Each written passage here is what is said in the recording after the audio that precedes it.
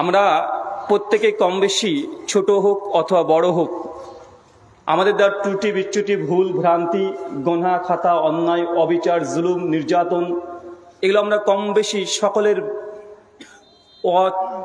জানতেই অথবা জেনে শুনেই আমরা করে থাকি, করি কি করি না? করি। ইসলামী আকিদা বা আহলুস সুন্নাহ ওয়াল জামাতের এটা আকিদা এবং ইজমাই আকিদা। সুনান তিরমিজি হাদিস নাম্বার 2499, শেখ আলবানী রাহিমাহুল্লাহ সনদ হাসান বলেছেন, আল্লাহ নবী বলছেন যে কুল্লু বানি আদম খাত্তাউন, প্রত্যেক আদম সন্তান, যেই মানুষের সন্তান আদম আলাইহিস সালামের সন্তান বংশধর মানুষ হলেই সে হতে পারে হিন্দু মুসলিম বৌদ্ধ জৈন ইহুদি খ্রিস্টান কলভির মিচি পাথর যেই হোক না কেন, মানুষ হলেই তার দ্বারা ভুল ত্রুটি বিচ্যুতি গোনা অন্যায় জুলুম নির্যাতন এগুলো তাদের দ্বারা সংঘটিত হবে এবং হয়। আর কোনো মানুষ যদি বলে যে না আমার দ্বারা কোনো গোনা হয় না, আমার দ্বারা কোনো ভুল হয় না, সে আসলে মানুষ না সে ইবলিশ শয়তান? কথা বলেন। মানুষ মানে আমাদের দ্বারা ত্রুটি বিচ্যুতি গোনা অন্যায় হয়ে যাবে, আপনি অজান্তে আপনার হয়ে যাবে। সে মুসলিম হাদিস না 2749, সওয়াল ইমাল্লিল বাহাকি হাদিস নাম্বার 1600, মিশকাতে এসেছে হাদিসটা 2328 নম্বর হাদিস, সে মুসলিমের হাদিস।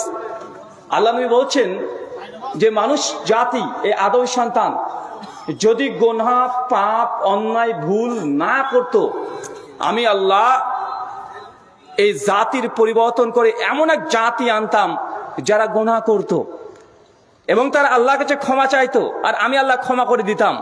তারা আবারও গোনা করত আর আমি আল্লাহ আবার তাদেরকে ক্ষমা করে দিতাম।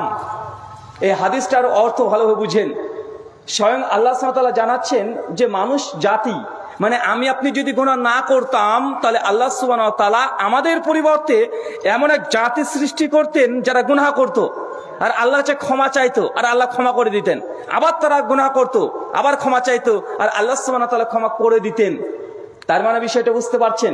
বা আমি আপনি এটা বুঝে নিলাম অতএব আল্লাহ মনে হয় চাচ্ছেন যে আমরা গুনাহ করি। কেন গুনাহ যদি না করতাম তাহলে আল্লাহ সুবহানাহু ওয়া তাআলা আমাদেরকে কি সৃষ্টি করতেন না, অন্য জাতিকে নিয়ে আসতেন আমাদের পরিবর্তন করে। এই হাদিসের ব্যাখ্যা করতে গিয়ে ইমাম নববী রাহিমাহুল্লাহ তিনি আনছেন শারহ সহিহ মুসলিমের মধ্যে, ইমাম বাইহাকি রাহিমাহুল্লাহ তার আসমা ও সিফাত এই গ্রন্থের মধ্যে তিনি আলোচনা করতে গিয়ে বলছেন যে আল্লাহ সুবহানাহু ওয়া তাআলার একটা নাম হচ্ছে আর রহমান আর রহিম। আল্লাহ অসীম করুণাময় পরম দয়ালু, আল্লাহ গাফফার, আল্লাহর অনেকগুলো নাম। এই নামগুলোর জন্যই মানুষ জাতির গোনার অস্তিত্ব বা গোনার এক্সিস্টেন্স থাকাটা জরুরি। কারণ মানুষ যদি গোনা না করত, মানুষ যদি পাপ না করত, তাহলে আল্লাহ যে তওয়াবুর রাহিম, আল্লাহ যে অসীম করুণাময় পরম দয়ালু, তো মানুষ যদি পাপ না করত আল্লাহ কার উপরে দয়া করতেন? এটা প্রশ্ন আসতো কি আসতো না? আসতো না? কেউ যদি গোনা না করে, পাপ না করে, অন্যায় না করে, তা আল্লাহ যে আর রহমান তিনি আর রাহিম, তিনি যে ক্ষমা করতে পারেন, এটা যে তার জাতি সিফাত এবং স্রষ্টা হওয়ার জন্য এই সিফাত জরুরি।